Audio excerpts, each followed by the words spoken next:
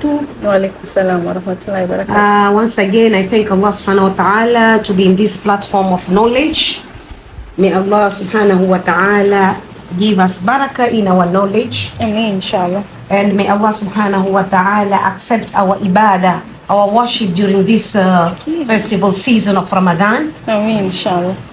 May we join all our whatever kind kinship and family ties. This is the right time to break all the bad relationship we had. We need to go back to Allah. So in today's busy society, it is important to remember that the family is your main pillar of support. Okay. First remember that. In today busy society, hakuna lawama, hakuna kulaumiana. Everybody is busy. So it is important to remember that the family is your main pillar of support. Come what may. Even if the ties are not good, right? But we have some ways to strengthen these family ties. One way, we can have vocational, having regular meal together, all right? We can have family gatherings such as yani get together. We can have Eid festival. We can have iftar like the way we did today. Alhamdulillah. This is great and this is ni'mah. No. We have iftar, everybody brings a plate and then we, alhamdulillah, we eat together as a group. That one can strengthen our ties. No. We also have our Eid festivals, the 2 Eids. We can come together and then sit on a round table and eat and discuss our problems and matters on why are we breaking these family ties. We can also have table banking, right? Whereby everybody maybe bring 50 shillings or 100 shillings and then... But hold on, wait. How can we have table banking ikiwa hakuna maelewano kwenye family? No, we want to strengthen now. But hakuna maelewano. How can we strengthen? But there's nobody's getting along with anyone. How do we strengthen it? You strengthen by inviting. But they don't want to say. Wengine hawataki kabisa. They've decided to block. Yes. We've had enough. They're not naive. Ndo maana wameji isolate with the family.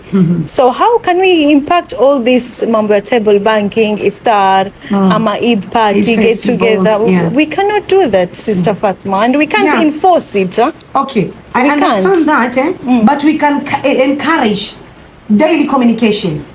We are told that if somebody breaks, cut off the relationship, try to join, try to build that gap, that bridge over there, right?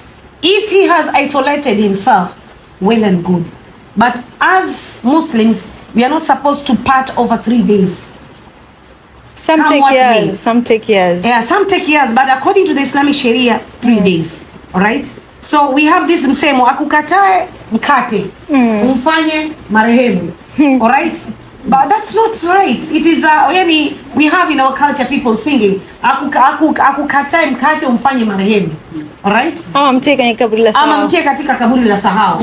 Si sawa, those are just sayings. We need to encourage and strengthen one another. But sometimes for your own peace of mind you have to. You have to kumtia mtu kwenye kaburi la sahau. Strengthen this kinship, right? So we can have one-on-one with each other. Or if there was a problem 10 years ago, you can break that ice one. Break the ice, call this person. Break the ice. Yeah, break the ice and call this person, excuse me, A, B, C, D, whatever has happened. One has to stoop low. Moja lazima ashuke chini. Lazima, yeah. Lazima moja ashuke chini. You know, we're down to earth. Because if you want peace, why are we being told that say yes to please the fool? All right? Say yes to please the fool. Of course, you're not the fool. But just say yes. Kubali yale makosa ni yako na si yako, so that we can continue with the life. Because life is very short. Life is very short. We need to forgive each other. Right? We need to tell each other sorry. You need to go down. You need to calm. You know, according to the Islamic Sharia, we have a door in Jannah. Among the 8 doors of Jannah, we have one is for having sabr, patience, and hold your anger. Yeah, you hold your anger and have sabr, right? So there is that door which we will enter. So let us forget everything, as we have this saying that forgive and forget. Sometimes it's difficult, especially when you have your ex has done so much on you, a lot of bad things, all right? Until the children have grown, now he has nothing. Now excuse me, my wife, my ex-wife, I want us to come together now. After all the shit he has done on you. But we need to forgive and forget. Yeah, you can't forgive and You forget. can forgive and forget. We can't forget, but we can forgive. Yeah, we can forgive, but we cannot forget. Yeah. Thank you. Idea, one of the audience. Can you forget your ex? Can you forgive your ex? We have so many. Yeah, it's really hard, you know. Yeah, I have two friends who are sisters. They said that they've been divorced a long time ago. They said we are always wishing for our ex to die every day. We are wishing them to die. Whatever they did to us, it was too much upon us. So we want them to die. Imagine, it has reached a certain stage with that hatred. So men, you need to grow. Men, you need to change. We are the weaker sex. We persevere. We have sabr. We take care of your children. At the end of the day, bullshit. Bullshit. And you regard us as nothing. Right? But alhamdulillah, Allah has given us powers that the paradise lies under our feet. Yeah, that's the good thing. Right? So those are the 5, those are the few ways to strengthen kinship. What if you don't get along with all the families? Maanake kila unavyojaribu ona hakuna maelewano. You've tried, you've done it all, hakuna maelewano. So what happens? If you don't get along with anyone, maybe you're the problem. Maybe they see you, yes, maybe they see you as the problem, but you're not. You're not a problem. You can isolate for 3 days maybe, but still you have that hatred. You isolate yourself, but don't break that ties. You can call, as I said, that you can call, and whenever you are invited for something, just go, be there like somebody, you're there. But don't start any conversation, because the minute you start the conversation, all the blows will land on you, because you are regarded as the bad ones, the bad one, all right? Or you are regarded as the troubleshooter. You are always having problems with the family. Why you? Among 10, we are 10 sisters and brothers. Why only you? You are the troubleshooter. So you can try and change, all right? Isolate yourself for some time, right? And try to be good, all right? There is no problem if you're down to earth, all right? Say yes to please the food. Down to earth. Sema marhaba. Okay, good, fine. But people sometimes you don't want to say marhaba. You know, you like need to swallow your pride, Salma. Swallow. Sometimes you need. Even me, sometimes I swallow my pride. All right? Sometimes I swallow my pride, and then things continue. But if you say no, I cannot do that. Whatever they did to me, my big sister or my elder brother, A, B, C, D. No, I will not. Over my dead body. I will not go. I will not talk to them. Come what may. Let them do all the festival and ceremony. Over my dead body, I will not go. And they should not come.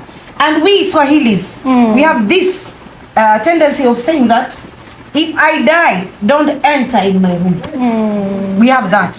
And I had another one, it was a problem. I was told to go and, make these people join together, their kinship. They were 2 sisters. So one of them said, no, I will not forgive. And even in heaven, I'm going to put a barrier. Imagine, what kind of hatred is that? Even in heaven, I'm not going to talk to her, whatever she did to me, my sister. No, I told her, you listen, your father's grave and your uncle's grave are just there, and your cousins, first cousin, why are you doing that? And how many Ramadan have you fasted? Very many, without talking to each other, right? So this is, I say, no, even in Jannah, even in heaven, I don't want to talk.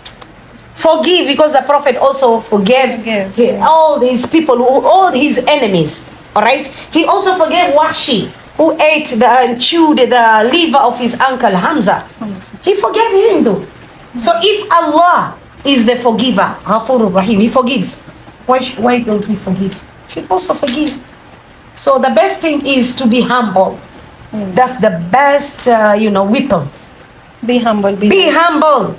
Be down to earth. You'll be the best. People will love you. All right? People will like you. But if you say, no, over my dead body, I will not allow that. Don't come to my house. Even if I die, don't come. Don't dare enter. All right? I'm going to change my face into different direction if you enter. You see, so we have in our culture that one, which is not in religion. It is somebody.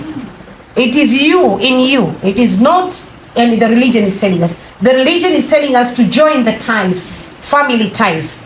All right? And you will not enter paradise if you don't join the family ties, the kinship. No paradise for you. So if you need paradise, be humble, swallow your pride, say yes, and things continue. Let them call you zuzu, jinga, lile, lifanywa yote ya kufanywa, still bado wajipeleka tu kule. All right? We have this tendency, especially in our Swahili culture. Yeah. For example, I will give in, all right? Right?